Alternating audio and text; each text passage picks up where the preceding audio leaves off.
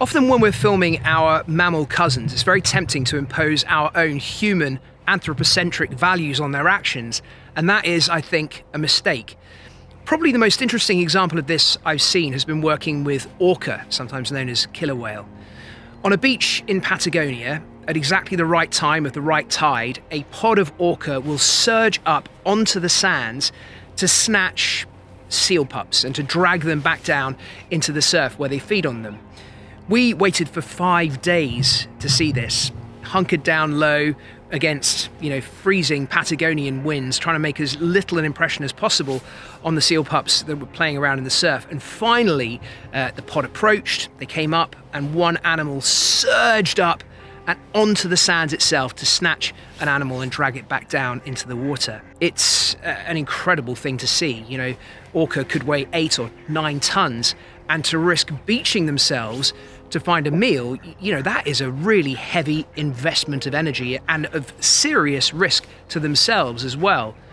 But the next bit was the part of the whole scenario that took us by surprise. So once they had this tiny pup in the sea, instead of just finishing it off in a heartbeat as they surely could have done, they seemed to play with it, to toy with it, to go round and round it in circles, tossing it out the water with their tails and not going in for the final killer bite. Well, this wasn't an adult fur seal, it was a small animal that seriously couldn't have done them any damage. And then it got even weirder, because we found on that same beach several carcasses of pups which had been taken by orca. They had very definitive bite marks from the orca on them, and they had been killed, but not eaten. Otherwise, the carcass was completely perfect. Why would any animal go to that degree of effort and risk and then not eat it? It didn't make any sense to us. Perhaps the answer lay in a different filming trip, also with orca, but in British Columbia. My team and I had been lucky enough to happen upon a pod of orca that were socializing, and we went out in our sea kayaks and paddled alongside them. The orca were leaping out of the water, breaching, coming alongside me and just rolling onto their side so they could look up at me as they came past. It was truly breathtaking. But then they went from this playful, supersized dolphin, which is essentially what they are, into full-on predatory mode. And I've never seen an animal switch as fast as this, ever. They'd encountered a fully grown male Steller's sea lion, which is 3/4 of a ton, 750 kilos of flashing teeth, a serious predator in its own right. And the pod of orca cornered it into a bay.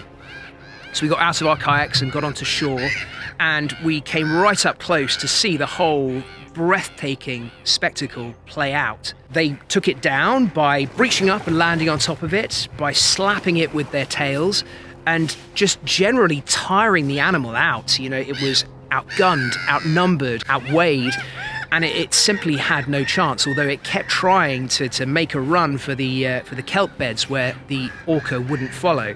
Watching this happen, it took a long time, and you could see it getting more and more tired, more and more worn out, and you feel for them. Everyone's seen sea lions, and they have these great big dark eyes. They really pull on your heartstrings because they have, it would appear, so many similarities to us as human beings. They certainly are. They do share a common ancestor with us.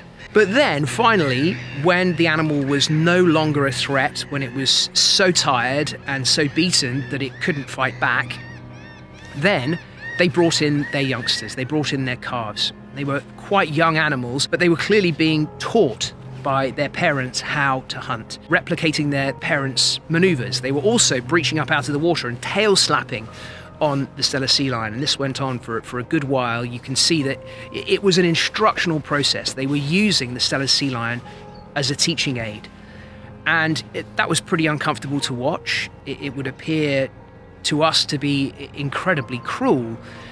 But the next bit was the bit that just took it to a whole different level. Because once all of that was finished, once the lesson was over, rather than coming in and finishing off the Steller sea lion, they all turned on some unseen, unheard signal and just swam off to sea and left it. They didn't eat a single mouthful of that Steller sea lion, and we just couldn't understand why.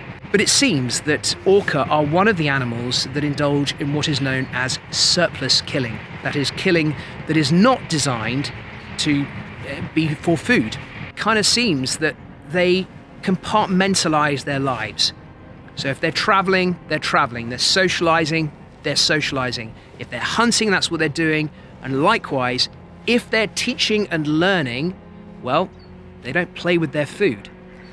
It's really tough for you as an observer to see an animal going through so much stress and pain and overwhelming exertion, and then for it not even to result in, precious calories for the orca.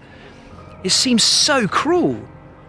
But then surely we as human beings are the worst culprit of that. There is no other animal that will engage with it and kill potential food, but then not eat it and just kill it for sport.